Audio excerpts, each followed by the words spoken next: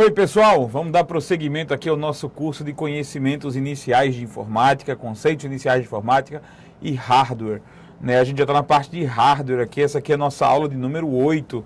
Nós vamos ver, entre outras coisas, hoje o assunto de barramentos. É um assunto decoreba demais, é um assunto que eu considero até chato, né, em certos pontos, mas é um assunto que a gente vai precisar ver, que costumeiramente em prova se encontra sim o assunto de barramentos. Mas a gente não vai começar com barramentos agora, né? A gente vai começar com memória ROM, né? Voltando ao que a gente tinha visto anteriormente aqui, ó. Memória ROM. O que são memórias do tipo ROM? Note bem, a gente foi na aula passada até memória RAM, nós vimos as variantes da memória RAM, nós vimos a memória cache, os registradores, havíamos falado sobre alguns tipos de memória na aula passada, certo? Vamos entrar agora no aspecto da memória ROM. A memória ROM é uma memória especial, ela é uma memória fácil de memorizar, é uma memória que não dá muita dor de cabeça para a gente estudar. Em primeiro lugar, por quê? Memória ROM, a sigla ROM significa Read Only Memory, né? Memória somente para leitura. Então, olha só, Read Only Memory, tá? Esse RO vem de Read Only, ou seja, somente leitura. Por que uma memória somente leitura? Porque a memória ROM, ela tem a característica de ter todo o seu conteúdo gravado na fábrica, ou seja, o corpo da memória ROM já vem contendo informações de fábrica. Você não pode mudar o que está na memória ROM. O que está na memória ROM é gravado quando a memória ROM está sendo fabricada. Então é um circuito, um chip, né, um circuitozinho que já vem com informações que foram postas ali na hora em que ela foi prensada, na hora em que a prensa lá criou os circuitos fisicamente no corpo dela. Então, o conteúdo da memória ROM não pode ser alterado. Se alguém disser que alterou o conteúdo da ROM, apagou o conteúdo da ROM, adicionou coisas novas dentro da memória ROM, isso é mentira. Qualquer alteração é impossível. Alteração do seguinte tipo: tirar alguma coisa, quer dizer, apagar, colocar alguma coisa, adicionar ou modificar alguma coisa que está lá dentro, isso é impossível.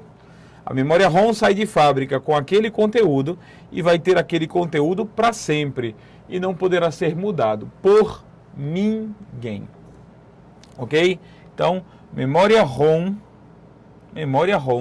a memória somente para leitura, né? O texto fala sobre isso, né? Vamos a alguns lembretes do texto aqui, né? Em primeiro lugar, não perdem nem modificam seu conteúdo nunca, certo? E modificar pode ser apagar, você pode ler como apagar, não pode apagar, e nem adicionar, certo? Também não pode adicionar, ok?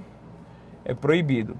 O conteúdo é gravado na fábrica e nunca poderá ser alterado, certo?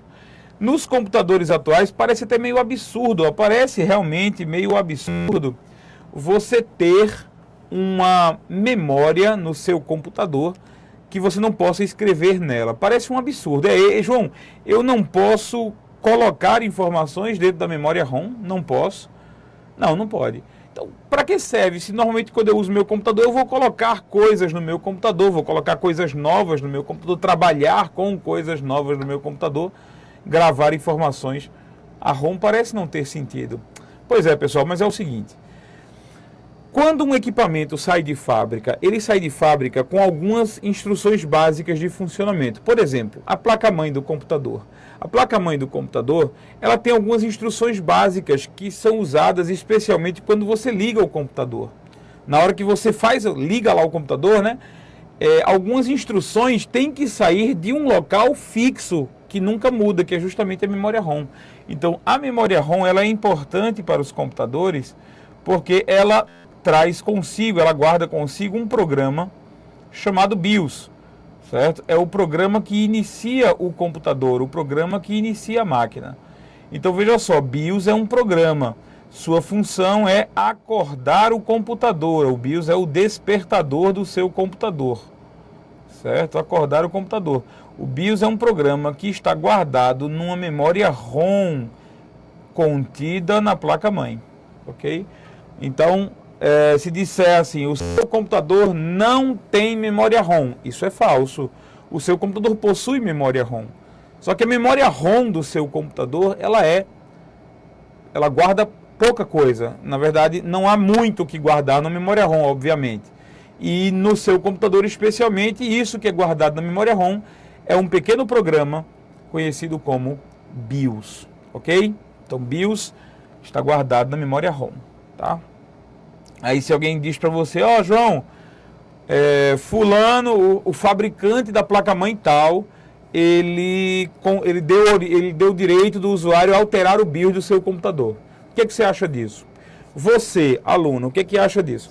Se alguém diz para você, eu alterei o BIOS do meu computador, eu fiz uma alteração no BIOS do meu computador, o que você acha? É meio complicado acreditar nisso, né? Mas veja só, olha só, é possível atualizar o BIOS, é possível apagar o BIOS e trocar por um BIOS novo, se o chip na placa-mãe em que o BIOS está guardado não for memória ROM.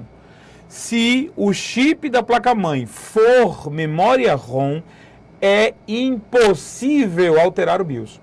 Se o fabricante da placa-mãe está dizendo que você pode alterar o BIOS, se o fabricante da placa-mãe está estufando o peito e dizendo você pode alterar o BIOS do seu computador, é porque esse BIOS não está gravado em memória ROM, ele está gravado provavelmente numa das variantes de memória ROM. A memória ROM original, ela tem variações que a gente vai conhecer agora, ok? Então vamos lá brincar com as variações da memória ROM. Na placa-mãe, por exemplo, onde é que a gente acha a memória ROM? Ó, a memória ROM é encontrada naquele chipzinho lá onde você vai encontrar o BIOS, certo? Então, nós temos à nossa disposição aqui, ó, memória ROM nesse chip aqui, ó. Tá aqui o desenho do chip para vocês. Nesse chipzinho aqui, dentro dele existe um programa chamado BIOS. E a função deste programa é acordar o computador. É aqui que o BIOS está. Acordar o computador, ok? Quer ver uma coisa que é engraçada e que algumas pessoas elas confundem, né? Elas confundem o seguinte, olha só. Vamos voltar aqui. Se você percebe aqui na foto, o nosso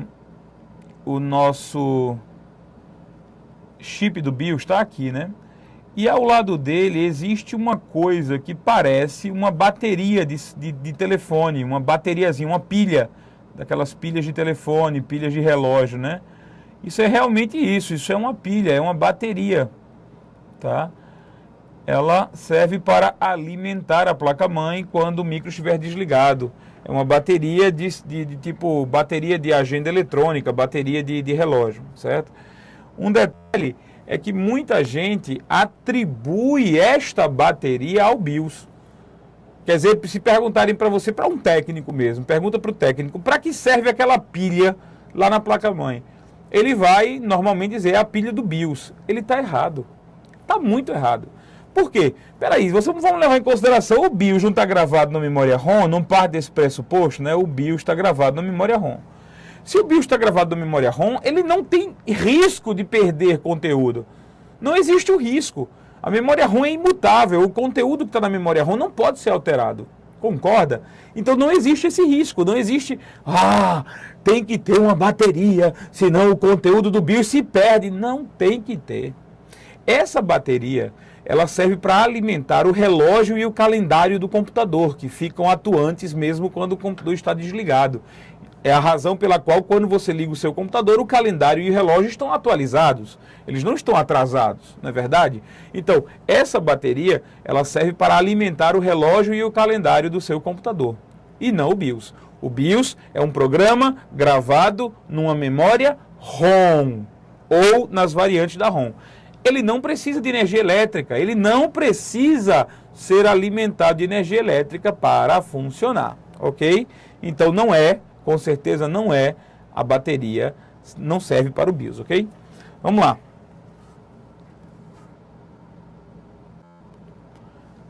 Vamos dar uma entrada aqui, visto mais de perto o chipzinho, né? e vamos começar o assunto que nós anunciamos como sendo o assunto desta aula, que é barramentos, ok?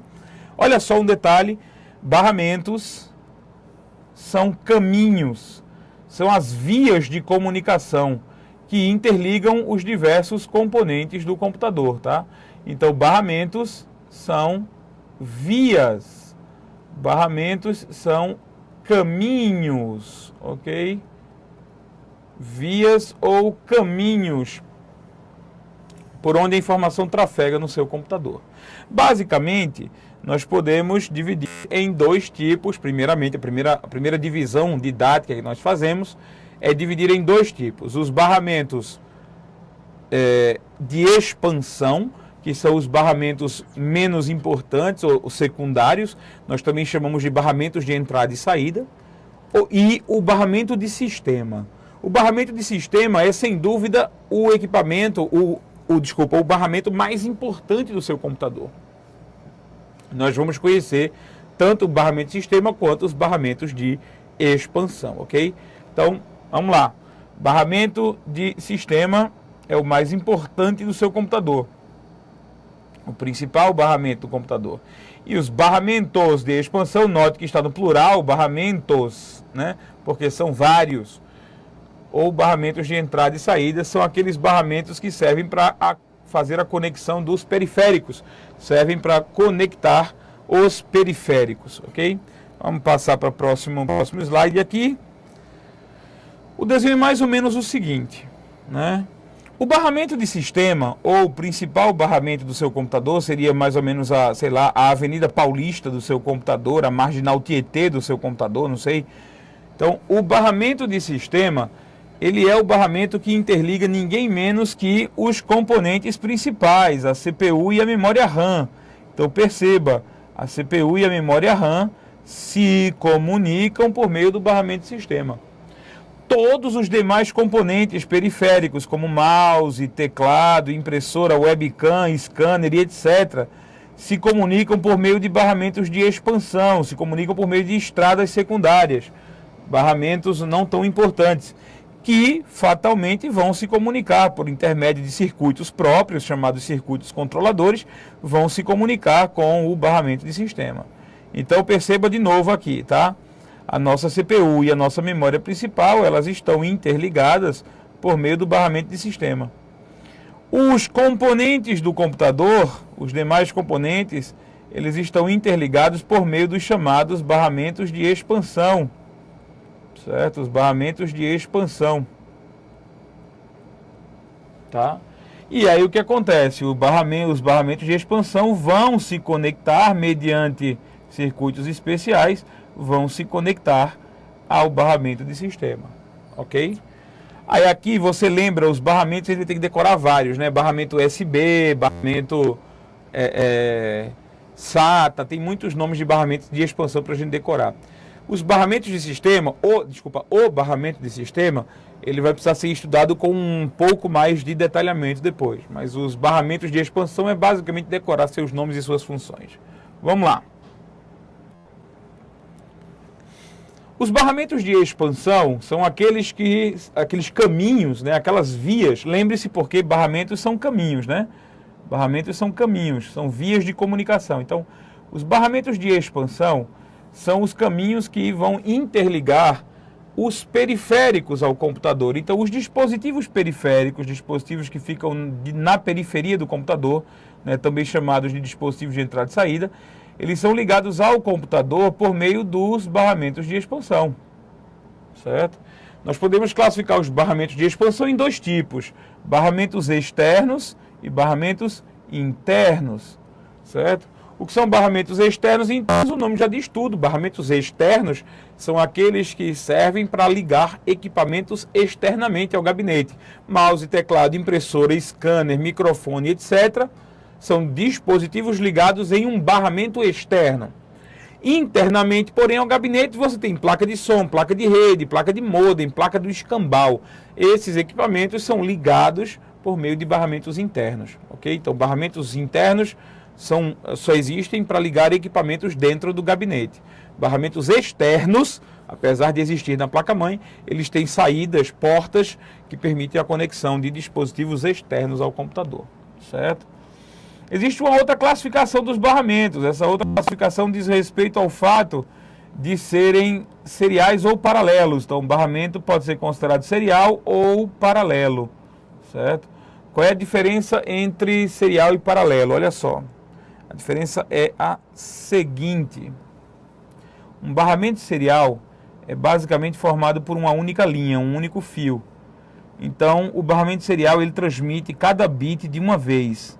01, 01, 11, 00 e aí vai. Então, cada bit vai ter que ser transmitido um por vez. Primeiro é esse que vai, depois é esse que vai, depois é esse que vai. Então, o barramento serial é um barramento que tem uma largura que permite a transmissão de um bit por vez. Um barramento paralelo é um barramento normalmente dotado de vários fios, de várias linhas de transmissão simultaneamente dispostas.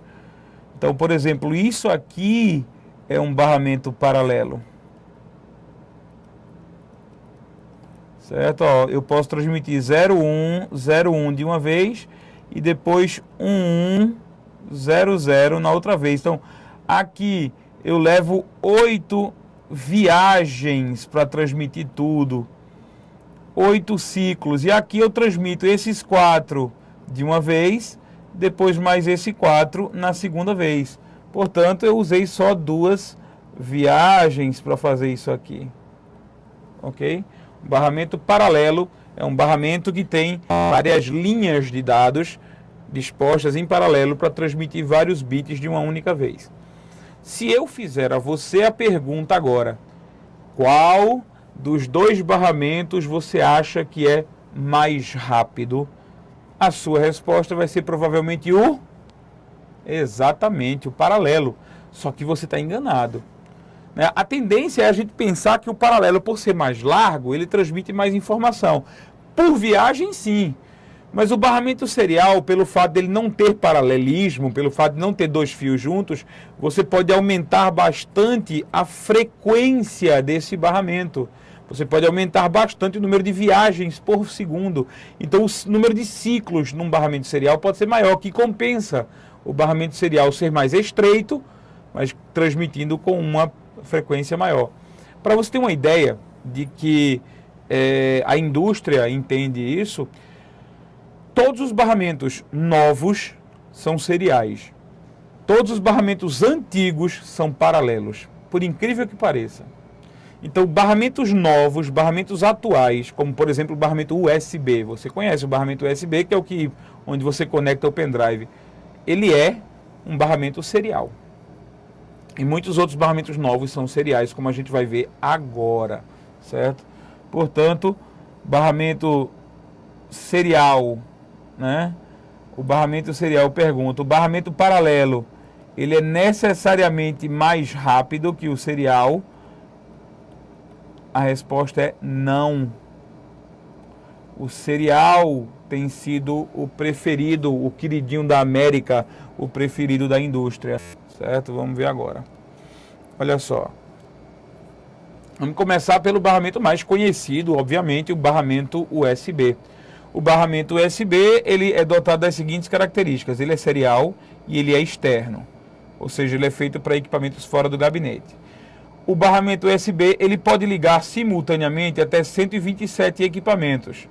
Então, ao mesmo tempo, ele pode ligar 127 equipamentos. Aí você me pergunta, mas ele mantém a velocidade de transmissão? Óbvio que não, óbvio que não. Se você ligar 10, 20, 30 equipamentos, a velocidade já vai cair entre eles. Mas, se cair na prova perguntando essa característica, é verdade. O barramento USB consegue conectar até 127 equipamentos de uma única vez.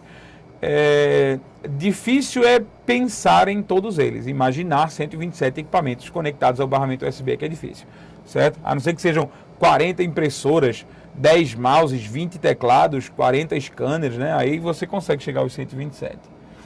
Outra característica do barramento USB é o fato dele ser hot swap. hot swap. Essa expressão aqui, ela é traduzida mais ou menos assim, ó, troca a quente. Troca quente, alguma coisa assim. O que é que significa hot swap? Significa que você vai poder conectar e desconectar, você vai poder plugar e desplugar equipamentos sem ter que desligar o computador. E você faz isso, né? Pelo menos eu faço isso, né? Pluga pendrive, despluga pendrive, pluga pendrive, despluga pendrive, pluga pendrive, despluga pendrive. Aí você, mas João, na minha casa eu não faço assim, eu não sou tão displicente assim, né? Na minha casa eu uso aquele remover o hardware com segurança. Você clica lá embaixo, perto do relógio do Windows, e diz, eu quero remover o hardware com segurança. E aí você então retira o pendrive, porque você não confia em desplugar ele direto. Tudo bem, isso não macula a ideia de hot swap, na verdade, porque afinal de contas, você precisou desligar o computador? Não. Você foi lá retirar o hardware, ele foi lá, ok, pode retirar. Você foi lá e desplugou o hardware. Você não precisou desligar o computador para isso. Então, hot swap permite a troca, permite plugar e desplugar dispositivos sem que você desligue o computador, ok? Continuando aqui, com o conceito de plug and play, é outra característica do barramento USB. Quer dizer, o barramento USB, ele é hot swap e ele é plug and play, são duas características distintas. Plug and play permite a detecção automática de dispositivos que você conecta. Quer dizer, quando você conecta uma impressora, o Windows já faz assim, opa, impressora HP LaserJet modelo tal conectada, deseja instalar agora. Então isso é o plug and play. O plug and play, a expressão plug and play significa conecte e use. Algo mais ou menos assim, conecte e a coisa vai começar a funcionar, certo? Então o plug and play, ele permite que seja detectado qualquer equipamento plugado lá no USB, ok? Vamos lá. Tem mais aqui. Essas são as características do USB, né? Olha só, o USB, nós já conhecemos aqui o USB, né? Ó. Você conecta nesse plugzinho retangular, né? Você conhece o plugzinho do USB. A primeira geração do USB, há alguns 15 anos atrás, permitia velocidade de transferência de 12 megabits por segundo. O USB 2, ou também chamado USB 2.0, consegue velocidade de 480 megabits a cada segundo. Então, essa forma de escrever é megabit por segundo. Então, milhões de bits a cada segundo. Essa essa bits por segundo, né, BPS, é uma forma normal de medir velocidade de transmissão, medir a taxa de transmissão de barramentos e de conexões com a internet, certo? Então vou adiantar que já existe a USB 3. O USB 3 é tão novo, mas tão novo, que não é comum ainda. Algumas placas-mães já trazem o USB 3, mas o USB 3 ele não é comum, ele não é encontrado em todas as placas-mães. Ele consegue velocidades da ordem de 10 vezes mais do que o USB 2. 4.8 gigabits por segundo. 4.8 gigabits por segundo seria o equivalente a 4.800 megabits por segundo, mais ou menos, certo? Um detalhe aqui que eu queria apontar para vocês é o seguinte. Se alguma coisa aparecer assim, isso aí significa bits por segundo. Ok? É velocidade. Isso aqui é uma forma de medir velocidade de transmissão. Olha só. Essa deveria ser uma chave, mas não era uma chave. Isso aqui está meio troncho. Então vamos lá. Se aparecer assim para você, isso aqui é bytes por segundo. Ok? Também é uma forma de medir velocidade de transmissão. Certo? Lembrando que byte é representado com B maiúsculo e bit é representado com B minúsculo. Portanto, essas duas formas de representação, elas significam velocidade, elas são usadas para medir velocidade de transmissão, certo? Na maioria das vezes a gente vai usar isso aqui, bits por segundo, ok? Então, vamos lá. Barramento PCI Express. O barramento PCI Express. Para que serve o barramento PCI Express? Ele é um barramento serial e interno, certo? Ele hoje é usado para ligar a maioria das placas, dos equipamentos em formato de placa de expansão. Então, hoje em dia, qualquer placa, placa de som, placa de rede, placa de vídeo, né? Placa de captura, placa de TV, placa do escambau. Placa do escambau, eu nem sei se escambau se escreve assim, mas é a placa de qualquer motivo, qualquer que seja o formato de placa hoje. Ele basicamente é encaixado no PCI Express. PCI Express é encontrado na forma de slots, né, fendas na sua placa-mãe, como nós vamos ver agora, olha só, tá vendo? Então esse slot preto aqui, é o slot PCI, chamado PCI Express X16. Esse slot preto pequenininho aqui é o PCI Express X1, certo? Eles têm velocidades muito altas. É claro que o X16, ele é 16 vezes mais rápido que o X1. Você está vendo aqui também slots brancos, né, que eu não expliquei. Esses slots brancos são os chamados slots PCI, uma tecnologia de barramento anterior a PCI Express. O barramento PCI, ele tende a ser substituído totalmente pelo barramento PCI Express, certo? O X1 é o barramento PCI Express mais usado e a versão X16, por ser a mais rápida de todas, ela é usada para placas de vídeo, né? O barramento PCI Express, ele tem da versão X1 até a versão X16, passando pela X2, X4 e X8, certo? Não tem X9, porque o X9 ele é um acaguete, ele é um dedo duro, né? Então a gente não tem X9. Atenção, parada necessária. Essa piada foi muito infame, né? Essa piada só pode ser compreendida pelas pessoas que entendem que a expressão X9 significa dedo duro, né? Informante e tal. Então, o barramento PCI Express é usado para placas e você encontra até a versão X16. A versão X16 é usada somente para placas de vídeo, somente para placas de vídeo, ok? Então vamos ver, existe um barramento, né? Faltando pouco tempo aqui, a gente termina esse barramento agora, que é o barramento SATA. A gente termina ele e depois a gente vai ver os outros, o barramento sistema na próxima aula já, né? Olha só, o que é o barramento SATA? O barramento SATA, também chamado de serial ATA, ele é um barramento serial, o nome já diz tudo, e interno. Qual é a função dele? Ele é usado para ligar unidades de disco, então disco rígido, unidades de DVD e CD, gravadores de DVD e Blu-ray, qualquer unidade de disco, ela hoje é ligada pelo barramento serial ATA. Ele também é dotado da característica de hot swap. Você pode plugar e desplugar os discos, né, sem necessidade de desligar o computador. Na boa, eu nunca tentei e não me arrisco, mas nos documentos oficiais dizem que ele aguenta você desligar o HD lá, certo? Vamos lá. O barramento SATA, ele substituiu um barramento antigo chamado IDE ou PATA, que significa ATA paralelo, tá? Então, o barramento IDE é antigo, ele era paralelo, ele era chamado de PATA. Ele foi substituído pela versão serial, que hoje é chamado de SATA, ok? Olha só o barramento SATA, né? O conector do barramento SATA. Você verifica ali dois conectores para SATA. Então, você vai pegar esse conector aqui e ligar aqui, né? E a outra ponta no disco rígido. Você tem SATA de versões de velocidade de 1,5 gigabit por segundo, 3 gigabits por segundo, que é o mais usado hoje, o SATA 2.